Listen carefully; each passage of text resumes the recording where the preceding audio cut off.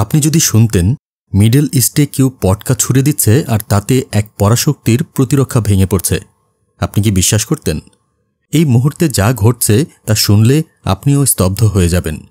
এটা এমন এক কৌশল যেটা আকাশে ঝলকানি ছড়িয়ে দিয়ে সরাসরি প্রতিরক্ষা ব্যবস্থাকে ধ্বংসের ফাঁদে পরিণত করা হয়েছে।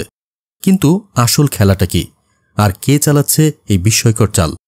এই প্রশ্নের উত্তর জানতে আপনাকে যেতে হবে কিছুটা গভীরে, এই সংবাদের শেষ পর্যন্ত। নাম তার ডিকয় মিসাইল, যা দেখতে আসল ক্ষেপণাস্ত্রের মতো, আচরণও তাই, কিন্তু বাস্তবে এটা এক বিশাল প্রতারণার ফাঁদ। ইরান এই কৌশল ব্যবহার করে ইসরায়েলের আকাশ প্রতিরক্ষাকে এমনভাবে বিভ্রান্ত করছে যেখানে ইসরায়েলের আয়রন ডোম ও অ্যারো সিস্টেম একটার পর একটা ভুল লক্ষ্য শনাক্ত করছে। কিন্তু এই ভুলটাই আসল টার্গেট তৈরি করছে। কিভাবে? ইরান প্রথমে ছুড়ে দেয় ধাতব পটকা বা ডিকয় ক্ষেপণাস্ত্র, যেখান থেকে আলো, শব্দ ও ধোঁয়ার সৃষ্টি হয়। ফলাফল, ইসরায়েলের প্রতিরক্ষা ব্যবস্থা একে আসল হুমকি মনে করে স্বয়ংক্রিয়ভাবে প্রতিরক্ষা ক্ষেপণাস্ত্র ছুড়ে দেয়। আর ঠিক সেই মুহূর্তেই আসল হাইপারসোনিক ক্ষেপণাস্ত্র আকাশ ফুঁড়ে আঘাত করে নির্ধারিত লক্ষ্যে। এই ক্ষেপণাস্ত্র এত দ্রুতগতির যে প্রতিরক্ষা সিস্টেম নতুন করে রিলোড হওয়ার আগেই তার কাজ শেষ হয়ে যায়।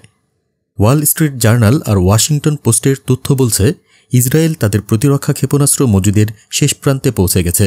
আর এই ধোঁকার কৌশলের কারণে মাত্র 10-12 দিনের মধ্যেই ইসরায়েল প্রতিরক্ষাহীন হয়ে পড়তে পারে। এটা শুধুই একটা সামরিক দুর্বলতা নয়, একটি রাষ্ট্রের নিরাপত্তা কাঠামোর বুকে ধাক্কা।